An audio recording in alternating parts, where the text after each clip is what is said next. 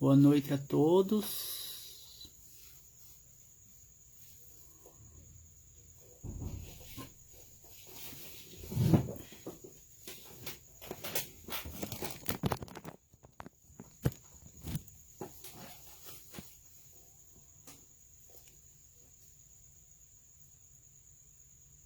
Estamos nesse momento iniciando o nosso trabalho de estudos na noite de hoje.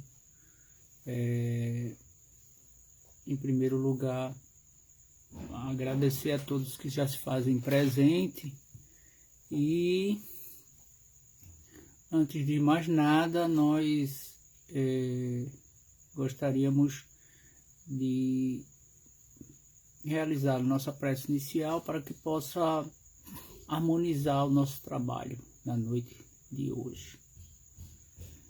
Rogamos nesse instante a assistência dos bons amigos espirituais, da equipe do Caminho da Luz, para que possa nos assistir nesse trabalho de estudos, rogando também a assistência do meu bom anjo, meu guia, aos demais espíritos simpáticos que ora nos assistem, para que possamos realizar o trabalho na tua santa e bendita paz e que tudo possa ocorrer da melhor forma possível.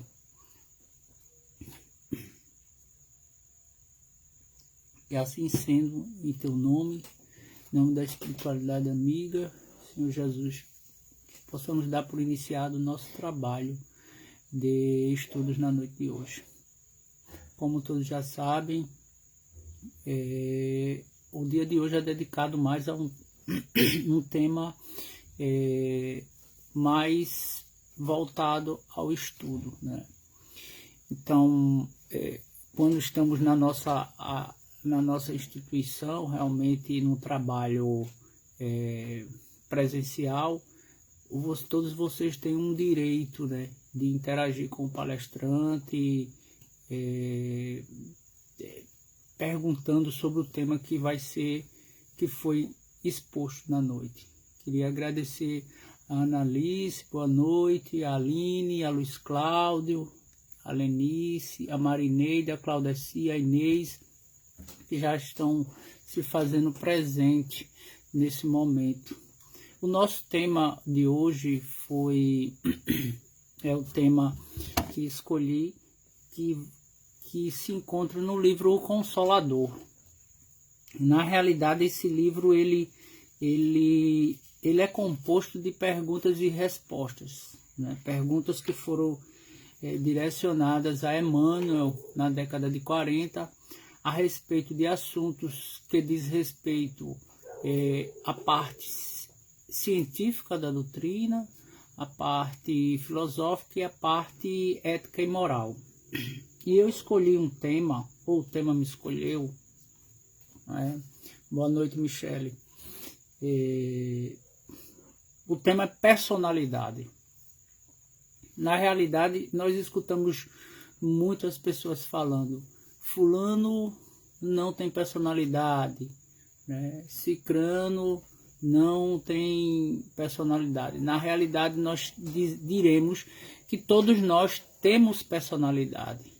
Então, gostaríamos de trazer um conceito, né, a respeito da psicologia com relação à personalidade. O que na realidade é essa questão da personalidade?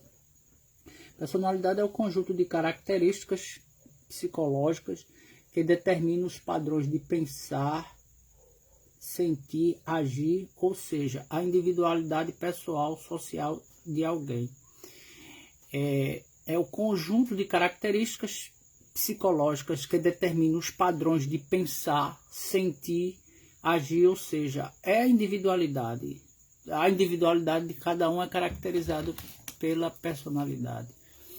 Existem vários conceitos dentro da psicologia a respeito da personalidade. A psicanálise ela vai estabelecer as estruturas de personalidade, segundo Freud, depois que a criança passa por diversas etapas do desenvolvimento psicossexual, quando ela atravessa a questão do complexo de Édipo, então ela vai aí desestruturar a sua personalidade, né? Então ele vai dizer que existem 3 grandes estruturas de personalidade: a personalidade neurótica, estrutura neurótica de personalidade, que é o que compreende toda a humanidade, a maior parte da humanidade. A estrutura perversa e a estrutura de personalidade psicótica. Então, tem um dado muito interessante nessa questão da psicanálise freudiana, que ele vai dizer que até os 7 anos de idade a criança vai estruturar a sua personalidade e vai ter alguns ajustes finais na adolescência. A gente abre um parêntese aí para tentar fazer uma ponte, né, com a doutrina espírita, pois Emmanuel fala que até os 7 anos de idade, informação do guia espiritual de Chico Xavier, até os 7 anos a criança ainda está muito mais ligada ao plano espiritual do que ao plano físico. Nós temos tínhamos o conceito de acreditar que a reencarnação ela se fecha, ela termina no momento que a criança nasce, né? Então Emmanuel vai dizer que a reencarnação realmente ela se consolida a partir dos 7 anos, quando nesse momento a criança perde mais esse vínculo com o plano espiritual e se solidifica mais com as coisas, as questões do plano terra. Então Freud vai dizer que a personalidade de uma criança, do ser humano, ela vai se estruturar a partir dos 7 anos de idade. Então, mas o que Emmanuel traz a respeito da personalidade, né? Porque isso é agora a visão do plano espiritual. Se a psicologia diz que a personalidade é a nossa individualidade, é a nossa essência, é a maneira como lidamos com o mundo, a etimologia da palavra personalidade vem do grego, né, que é persona, que são máscaras. Os antigos atores do teatro grego utilizavam máscaras para representar os personagens. Como compreender a noção de personalidade? Essa pergunta foi feita para Emmanuel. Então, ele diz assim: a compreensão da personalidade no mundo vem sendo muito desviada de seus legítimos valores pelos espíritos excêntricos altamente preocupados em se destacarem no vasto mundo das letras. Entendem muitos que ter personalidade é possuir espírito de rebeldia, de contradição na palavra, sempre pronta a criticar os outros no esquecimento de sua própria situação. Escutamos muito as pessoas falarem assim: fulano tem uma personalidade forte, né? Então, às vezes é aquela pessoa que comumente achamos, ele vai de encontro às questões que vêm, né, que a sociedade impõe, ele vai de encontro àquilo que é estabelecido pela família, né, ele vai de encontro ao pai, à mãe. Fulano tem uma personalidade forte. Ter personalidade é possuir espírito de rebeldia, de contradição na palavra, sempre pronta a criticar os outros no esquecimento de sua própria situação. Então muitos acreditam que personalidade é possuir o espírito de rebeldia, né, contra aquilo que vem de encontro a uma situação que a pessoa não aceita, não deseja. Outros entendem que o homem de personalidade deve sair mundo afora buscando posições de notoriedade em falsos triunfos, porquanto exigem o esquecimento pleno dos mais sagrados deveres do coração. O indivíduo que chegou a uma condição de um status elevado, um artista, alguém de renome no meio artístico, né? Então diz, esse fulano, esse indivíduo, ele tem personalidade, né? A personalidade dele. Poucos se lembram dos bens da humildade e da renúncia.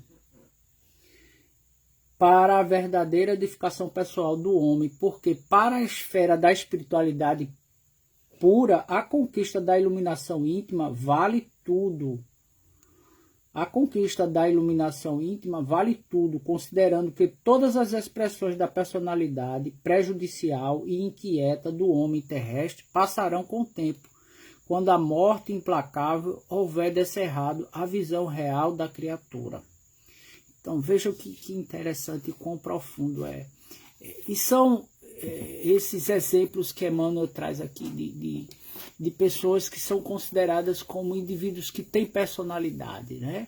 Então, muitos desses indivíduos que hoje estão no meio artístico, os indivíduos que estão na sociedade, os indivíduos que servem de modelo para muita gente, para os adolescentes, para adultos, muitas vezes são pessoas que têm realmente transtornos de personalidade, é aquilo que a psicologia fala, a psiquiatria, a psicopatologia. Alguém tem um problema na sua personalidade. Ao desenvolver a sua personalidade desde o útero, passando pela infância, adolescência, algo marcou o indivíduo que fez com que ele viesse ou ele desenvolvesse um transtorno de personalidade. Aí existem vários transtornos, né? Transtorno borderline, existem as perversões, o fetichismo, né? Então os sádicos, os masoquistas, né? são considerados pessoas que têm transtornos de personalidade. E muitas dessas pessoas servem de holofotes, né? Servem de exemplos para uma grande multidão de pessoas que não conseguem fazer uma crítica com relação a esses exemplos, a esses modelos que nós vemos na sociedade.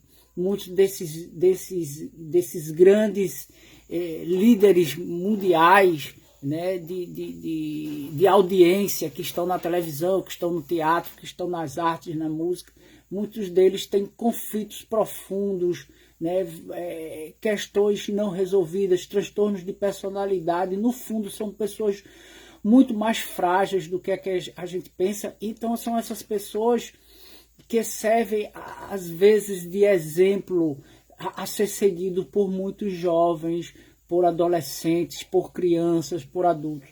Então, o conceito de personalidade é que muda muito com relação ao que a doutrina espírita traz, né? Quando diz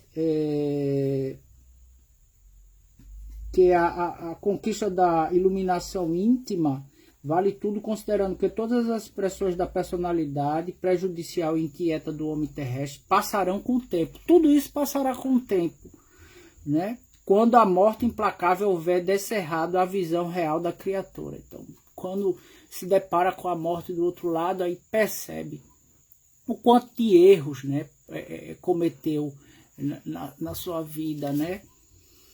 O homem sem grandes possibilidades intelectuais é sempre um homem medíocre. É outro conceito que se tem hoje na humanidade, né? Que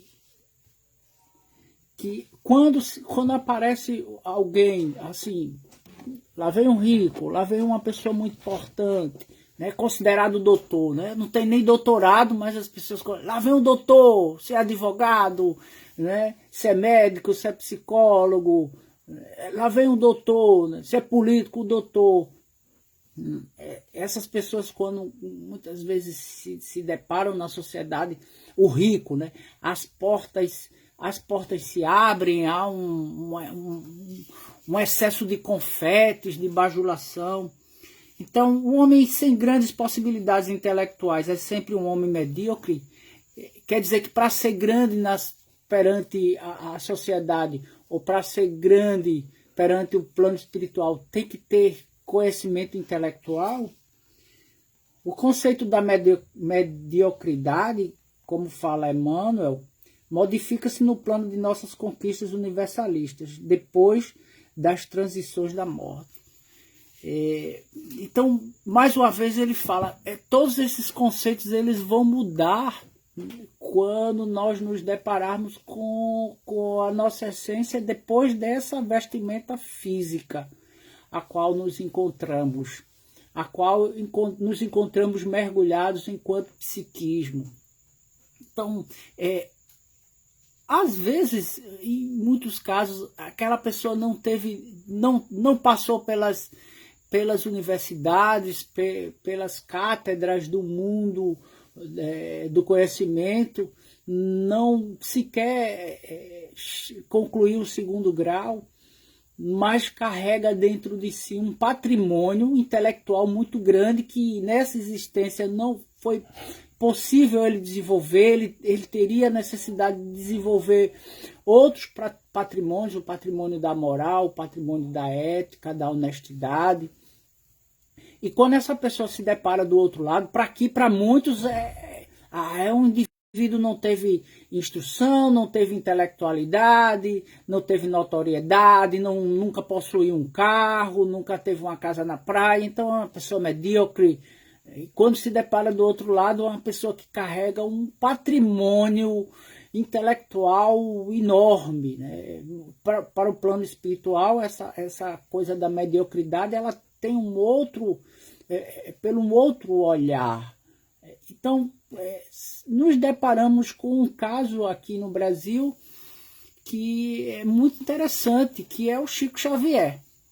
Vejam, o Chico ele não adentrou o nível médio na escolaridade, ele concluiu apenas o primeiro grau, mas Chico nunca adentrou numa faculdade, nunca fez nenhum curso, uma vez que ele também não entrou no nível médio, né, na escolaridade do mundo.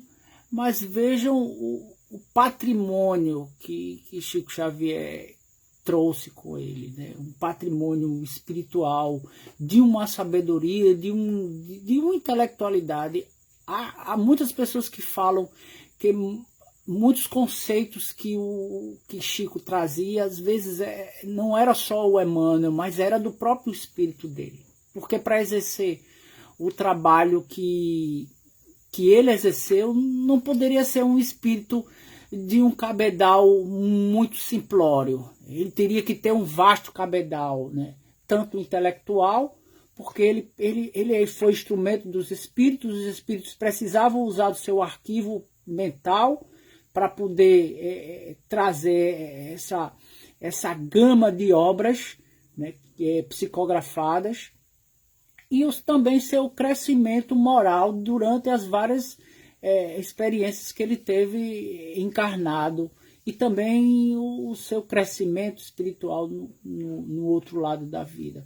Então, Chico Xavier, ele não viajou muito, né, e apenas de um pequeno ponto de Pedro Leopoldo, depois em Uberaba, Chico, apenas uma antena, ele conseguiu iluminar o mundo.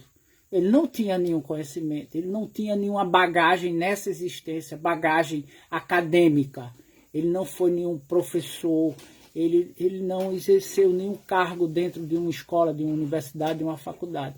Mas veja só, Chico psicografou dezenas de livros, e ele poderia, se ele quisesse, ter se beneficiado da venda desses livros e se tornado uma das pessoas mais bem afortunadas do ponto de vista financeiro aqui no Brasil.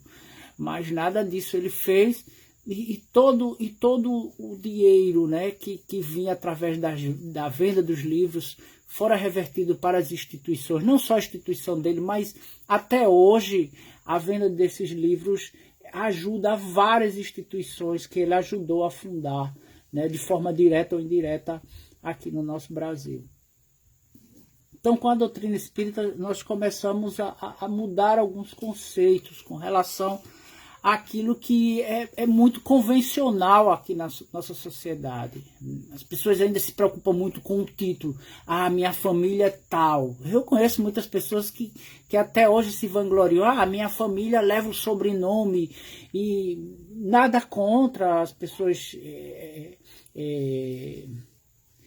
cultuarem a tradição dos seus antepassados, mas essa coisa de estar apegado ao nome, ao sobrenome, né? Isso tem um valor, entre aspas, aqui, mas no plano espiritual de nada isso vai adiantar. Vai chegar no plano espiritual, eu sou o doutor fulano de tal, eu fui governador, eu fui presidente, eu fui prefeito, eu fui advogado. Não, aqui, meu irmão, você é igual a qualquer um outro que chega. Lembremos, ainda falando de Chico, ao caso do nosso tão querido André Luiz.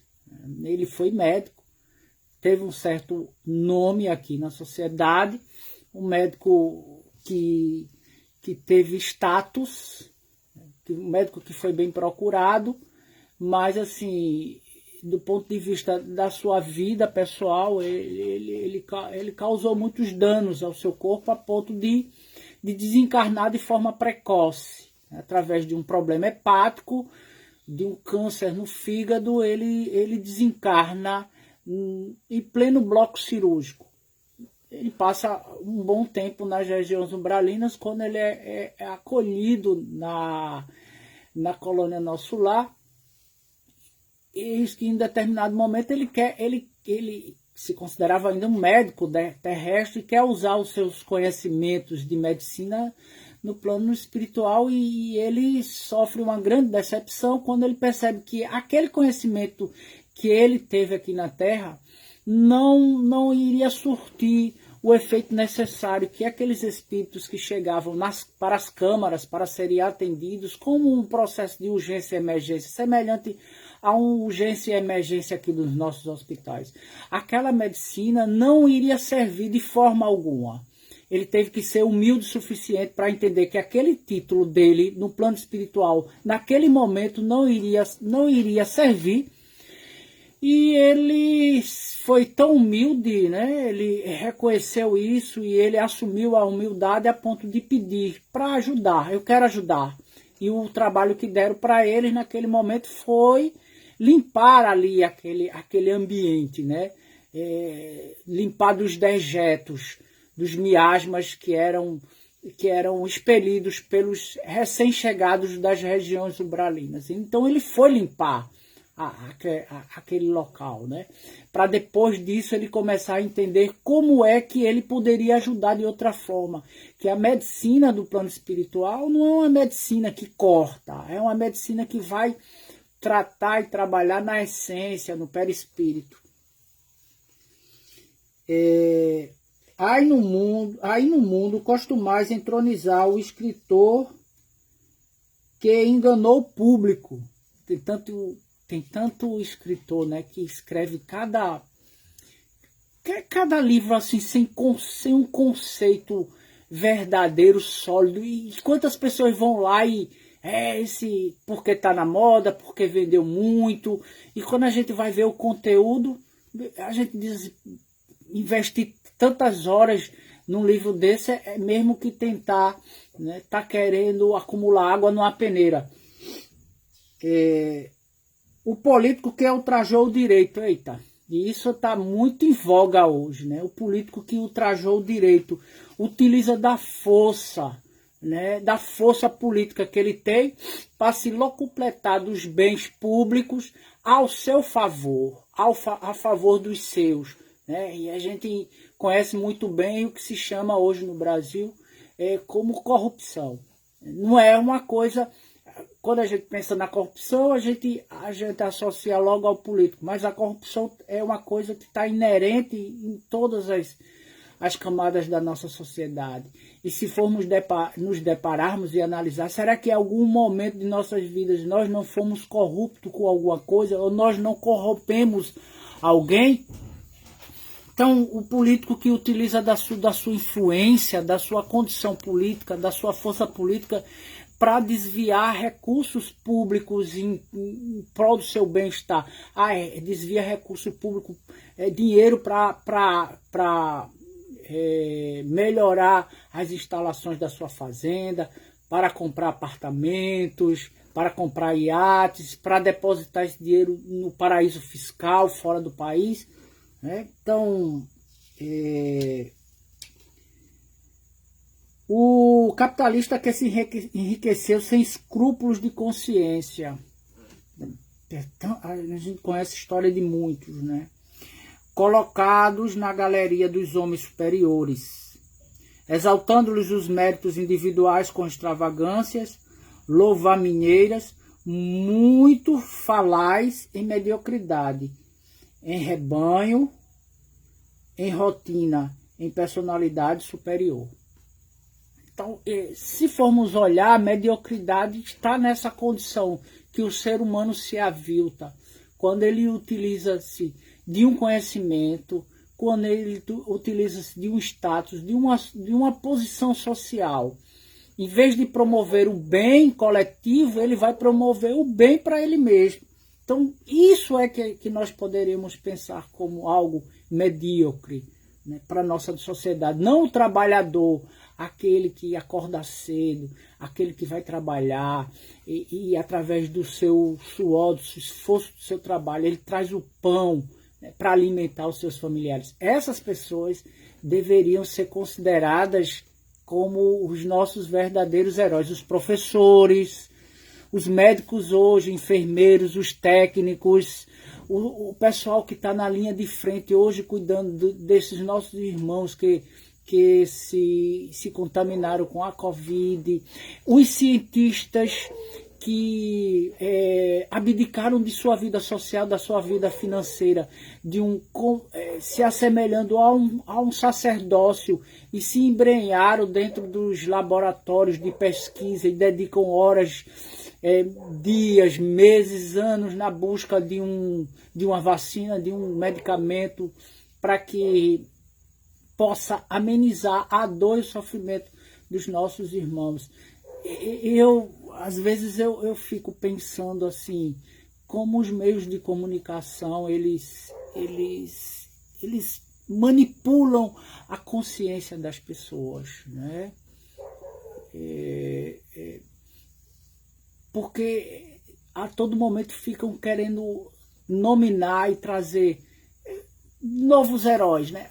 Quando é um jogador que joga bem, quando é os jogadores que estão num time ou numa seleção brasileira que ganha a Copa do Mundo, são os nossos heróis, os heróis, o pessoal que participa desses programas que a Globo todo ano ela emite, que é o Big Brother Brasil.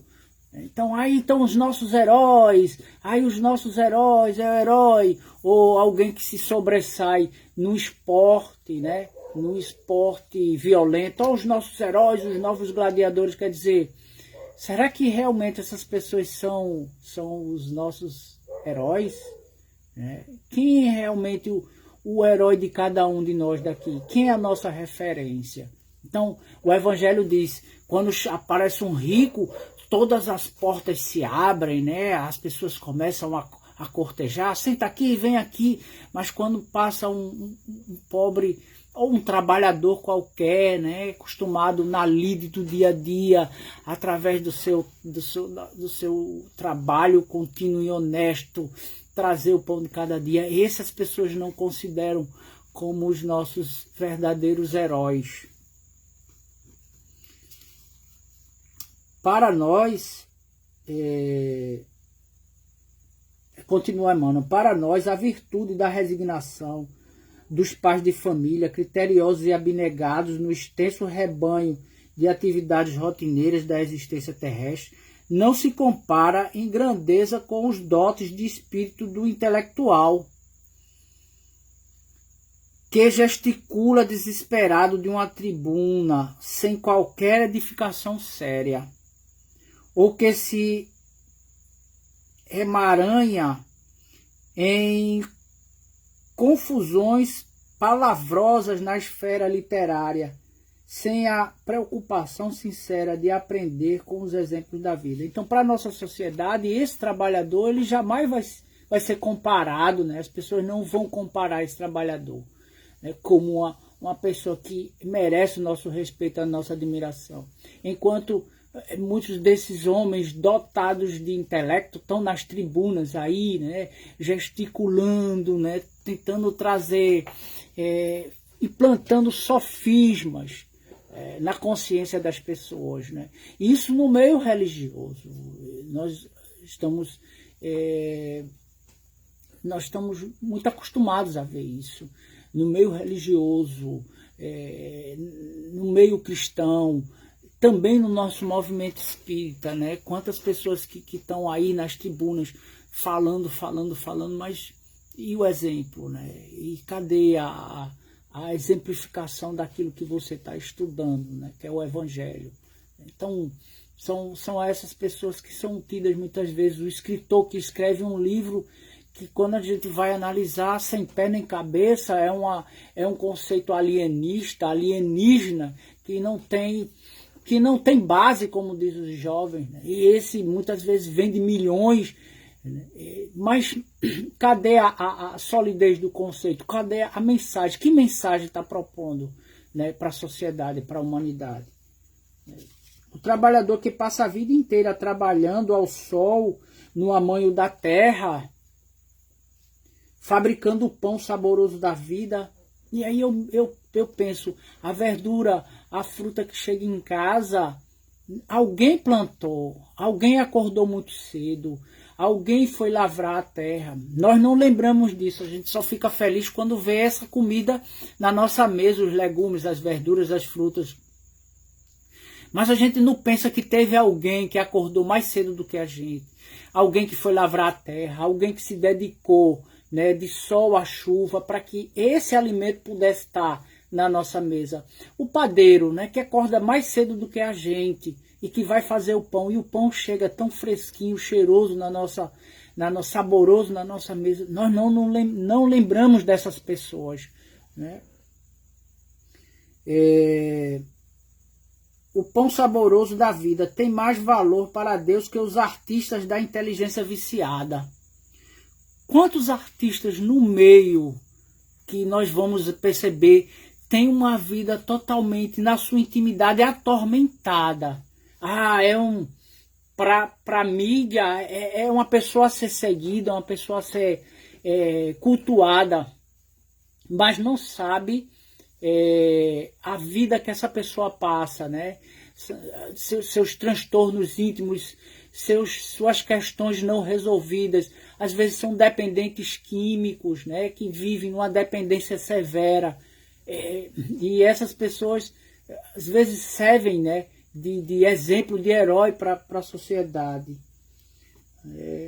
Vale, portanto, que a expressão de intelectualidade vale muito. Vede, portanto, que a expressão de intelectualidade vale muito, mas não pode prescindir dos valores do sentimento, em sua essência sublime, compreendendo-se, afinal, que o homem medíocre não é o trabalhador das lides terrestres, amoroso de suas realizações do lar e do sagrado cumprimento de seus deveres, sobre cuja abnegação erigiu-se a organização maravilhosa do patrimônio mundano.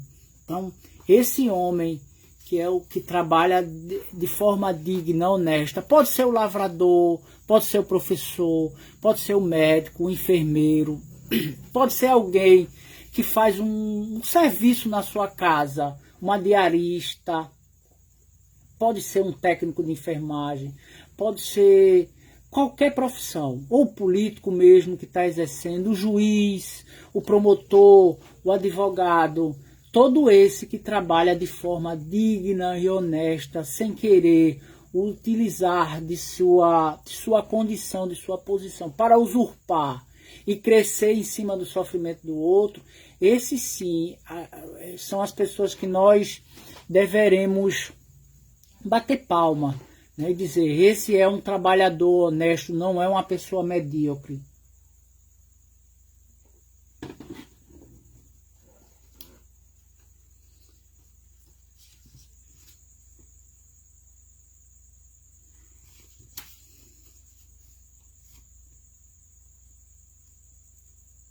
Como interpretar os impulsos daqueles que acreditam na influência dos chamados talismãs da felicidade pessoal?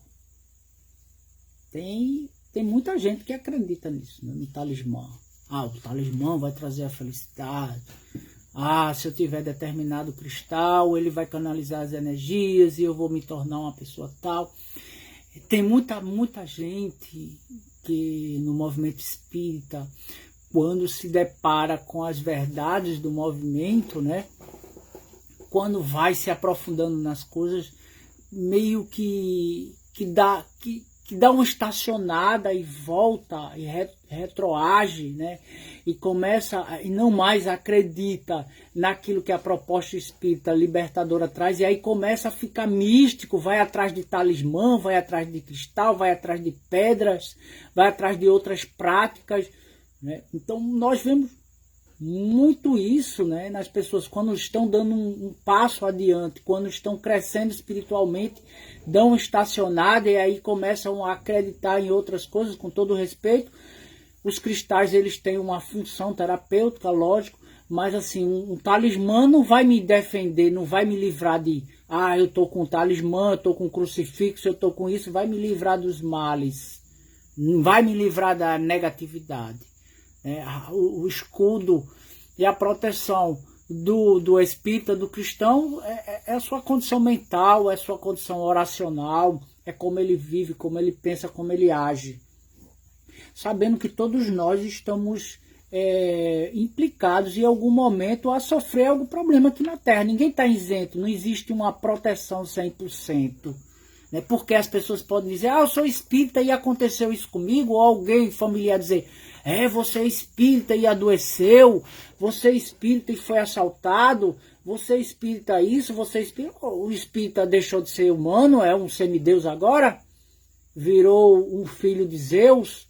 Né? Então o espírita é um ser humano igual ao outro, apenas nesse momento ele está se apropriando de conceitos que estão lhe alargando os horizontes com relação aos conhecimentos físicos e espirituais.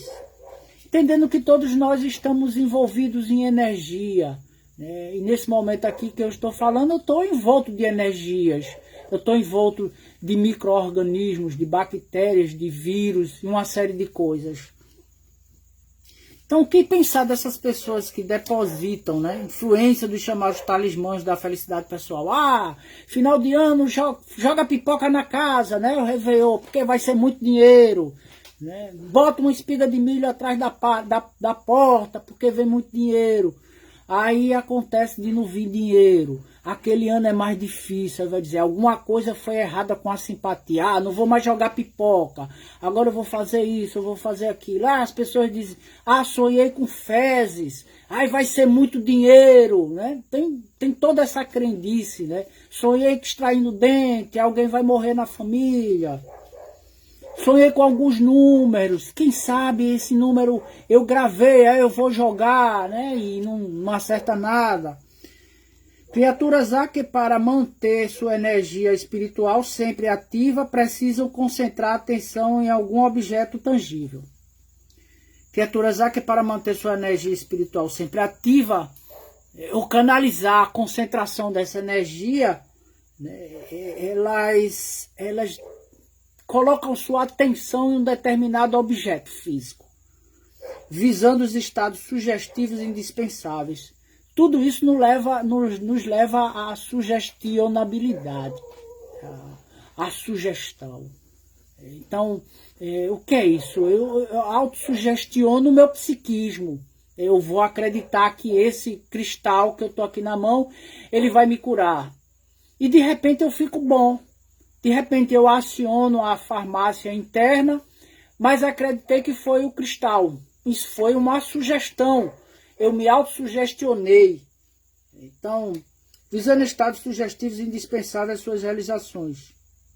Como esses crentes que não prescindem de imagens e símbolos materiais para admitir a eficácia de suas preces. Como também tem pessoas que não precisam de imagens e símbolos materiais, nem precisam de uma imagem de um santo, nem de símbolos, né? E isso não vai, de certa forma, prejudicar a sua fé, a sua crença.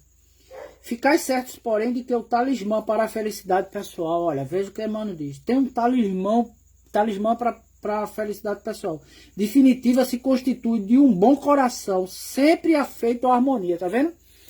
Esse é o talismã que a gente deve ter, um coração, um bom coração, sempre afeito à harmonia, à humildade e ao amor, no integral cumprimento dos desígnios de Deus. Esse é o verdadeiro talismã que vai nos dar uma certa proteção aqui na Terra, ou uma certa fortaleza diante dos obstáculos, diante das dificuldades que nós vamos nos deparar. Como já falei, o espírita não está isento de sofrer. Até porque aqui é o mundo de provas e expiações. Então todos nós vamos passar por muitas vicissitudes, né, para chegarmos numa condição mais lá na frente, uma condição mais espiritualizada. E então, os chamados homens de sorte são guiados pelos espíritos amigos. Sempre a gente tem alguém na família, algum amigo que tem uma sorte, que encontra dinheiro na rua, mas não encontra prata de 1 centavo não. Ele encontra nota de 50 reais, ele encontra nota de 100 reais. Ele vai e joga no jogo do bicho, tira lá seus 10 mil, seus 5 mil, seus 20 mil, faz a quina, né, joga na cena, tira alguma coisa, é sorteado, vai para bingo sorteado. Eu realmente... Eu não tenho sorte com bingo, com jogo disso, com jogo daquilo, nem perto eu chego. Mas tem pessoas que têm uma sorte, né? Como diz assim, a sorte para gente que sonha, né? Com o bicho, a simbologia daquele bicho, e vai, joga e ganha. Já tem outro que sonha e não acerta nada, passa muito longe, perde mais o dinheiro. Então, os chamados homens de sorte são guiados pelos espíritos amigos. O que é que vocês acham? Tem cada pergunta, né, profunda a fazer um Emmanuel. Aquilo que convencionaste apelidar sorte representa uma situação natural no mapa de serviço do espírito reencarnado. Veja só. Representa uma situação natural no mapa de serviços do espírito reencarnado, sem que haja necessidade de admitir a intervenção do plano invisível na execução das experiências pessoais. Isso tem um propósito na vida dele. E para isso não precisa existir interferência do plano espiritual. A sorte é também uma prova de responsabilidade no mecanismo da vida. Veja que coisa, a sorte é uma responsabilidade no mecanismo da vida, exigindo muita compreensão da criatura que a recebe. O que fazemos com essa sorte que a gente recebe? Se a gente vai jogar e tira um bom dinheiro, será que a gente só pensa na gente mesmo? Será que a gente consegue pensar, eu tirei um dinheirinho a mais, paguei minhas dívidas, tenho agora um certo supérfluo com esse dinheiro, mas eu posso ajudar alguém. Será que a gente pensa nisso? Não, vou guardar o dinheiro, porque vou botar no banco, porque depois quando vem a vaca magra, esse dinheiro vai me ajudar. Exigindo muita compreensão da criatura que a recebe, no que se refere à misericórdia divina. Tudo tem a intervenção da misericórdia divina. A pessoa não tem sorte porque simplesmente tem sorte, né? Isso tem um sentido na vida dele, né? A fim de não desbaratar o patrimônio de possibilidades sagradas que lhe foi conferido. Quem sabe também essa pessoa não gareou em vidas passadas essa oportunidade de ter essa sorte na vida, né? Porque se nada é por acaso, então há uma construção disso aí. Se ele é uma pessoa de sorte, ele tá colhendo algo que ele fez em alguma oportunidade, numa existência passada. Então a sorte, como diz aqui, também é de uma responsabilidade muito grande.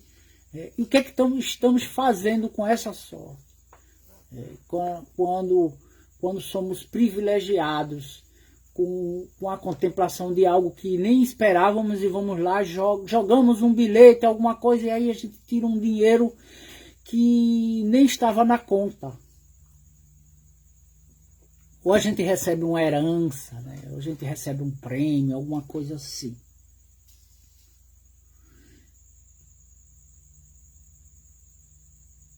Então, a última pergunta aqui Qual o modo mais fácil de levar a efeito a vigilância pessoal para evitar a queda em tentações? O que devemos fazer para evitar cair nas tentações do mundo? E existem várias tentações, né? Vários convites, seja na vida pública, na vida social, na vida pessoal. Em todos os momentos podemos estarmos sendo testados, convidados para a lei do menor esforço. Então, cair nessas tentações, o que podemos fazer para evitar não cair? Porque às vezes a gente cai e continuamos, levantamos, mas temos algo que se chama compulsão da repetição, como se fala na psicanálise. Nós continuamos repetindo o mesmo problema, né? A maneira mais simples é a de cada um estabelecer um tribunal de autocrítica. Esse tribunal de autocrítica é para nós. Não é essa crítica, não é para o outro. Ah, fulano está fazendo isso. Fulano subornou. Fulano comprou. Em consciência própria, procedendo para com outrem na mesma conduta de retidão que deseja da ação alheia para consigo próprio. Então, a autocrítica conosco mesmo e perguntar se aquilo que eu estou fazendo com a pessoa, com o meu próximo, que é qualquer pessoa que está circulando o meu viver, que está dentro do meu convívio social, é o meu próximo, está próximo, não só são os meus familiares. Então, a autocrítica e perguntar, o que eu estou fazendo aqui com esse meu irmão? Será que eu gostaria que ele fizesse comigo? Isso é um exercício que a gente tem que fazer diário. Agora, um exercício que a gente tem que fazer com muita honestidade. Fazendo essa pergunta realmente, o que eu estou fazendo? Será que realmente eu gostaria que ele fizesse para mim? Então, são essa autocrítica que temos que fazer de forma verdadeira. Ah, eu não gostaria que fizesse comigo. De forma nenhuma. Então, por que eu estou fazendo com o meu irmão? Né? Norma disse aqui, nunca acreditei nessas bobagens. Deve ser na questão das crendices, de talismã, né? De colocar isso, de pendurar alguma coisa no pescoço, de colocar um Buda, né? Um Buda gordo. Não sei porque as pessoas construíram, né? Fabricaram, né? Um Buda, né? Gordo, né? Porque eu acho que o Buda não era gordo, né? Como ele falava do caminho do meio, ele deveria ter um corpo mais esbelto, mais magrinho, né? Então bota um Buda gordo, né? Voltado para a porta da casa, né? E para trazer dinheiro, né? E quantas casas tem esse Buda e o dinheiro não vem de forma fácil? E quando as pessoas têm, ó, não varra, tá varrendo a sua casa, não coloque o lixo da porta da sua casa, né? De dentro da casa para fora da porta, né? Que dá para a rua, porque vai chamar morte, né? Tem essas crendices, essas coisas. Então, essa questão, essa pergunta, eu não quero que faça para mim, então não vou fazer para o meu irmão de forma nenhuma. Eu não vou fazer para o meu irmão porque isso me causa sofrimento e eu não quero causar sofrimento para os outros. E a doutrina espírita é essa proposta, né, de confrontação mesmo, como eu falei já de outras vezes. É uma proposta psicológica.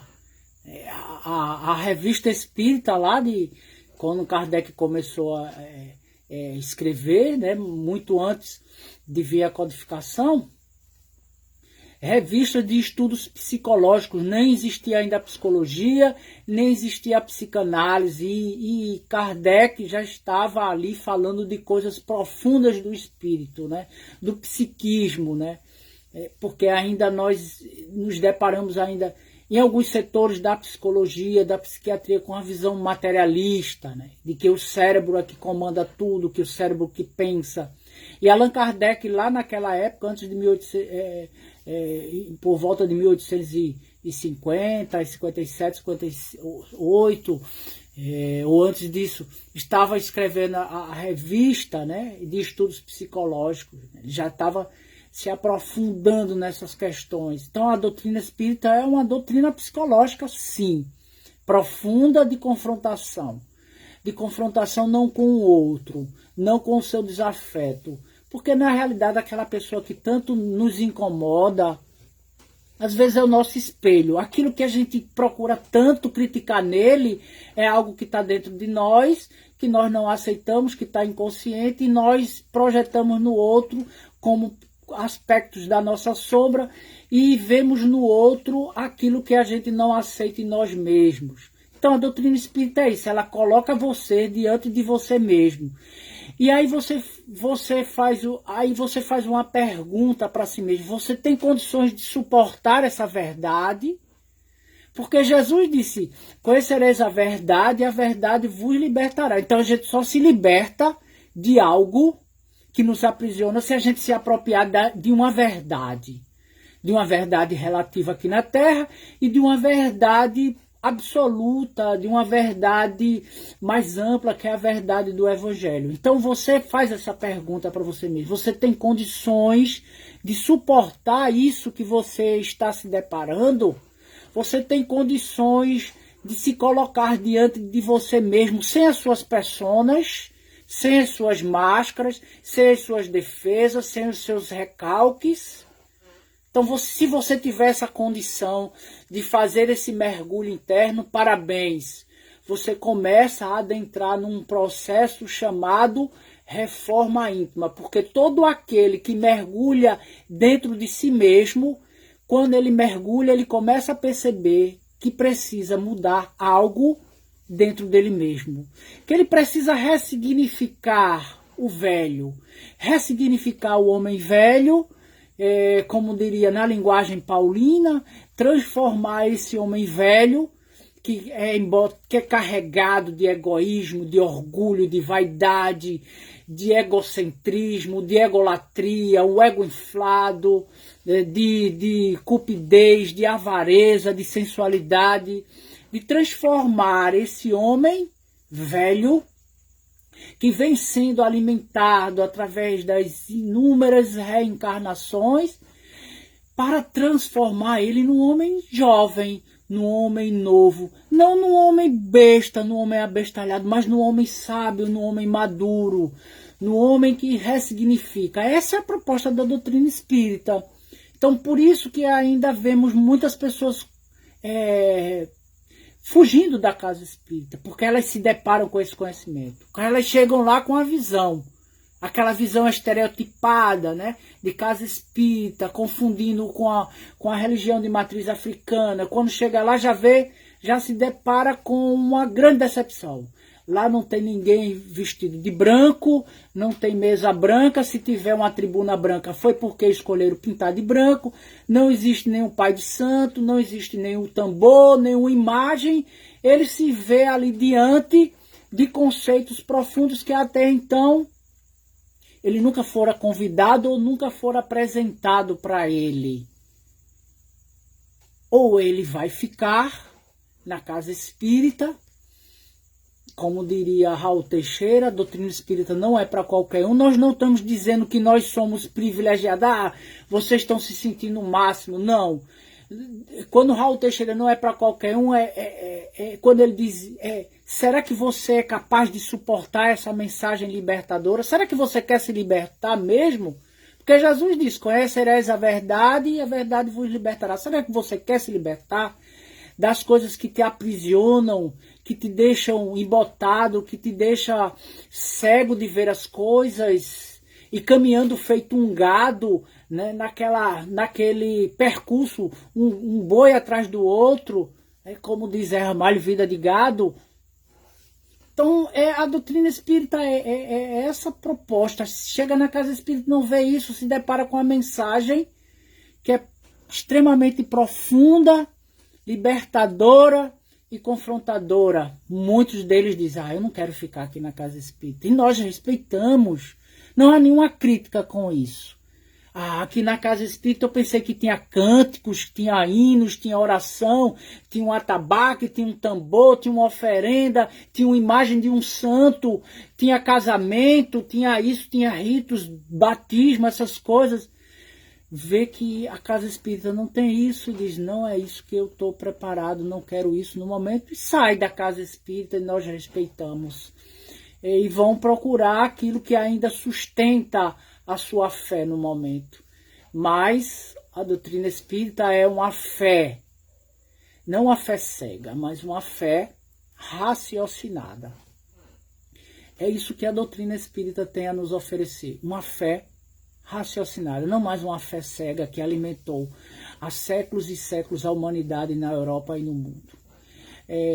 Nós agradecemos a todos vocês a paciência de estar aqui conosco nesse momento, refletindo sobre o pensamento de Emmanuel a respeito da personalidade, a respeito do ser, agradecendo aos bons amigos espirituais que nos ajudam nesses momentos, né, que nós dependemos da tecnologia, somos reféns nesse momento da tecnologia, mas também é um instrumento muito importante, né, porque leva essa mensagem para todo mundo, possa estar aqui no Brasil, fora do Brasil, né, em outro continente.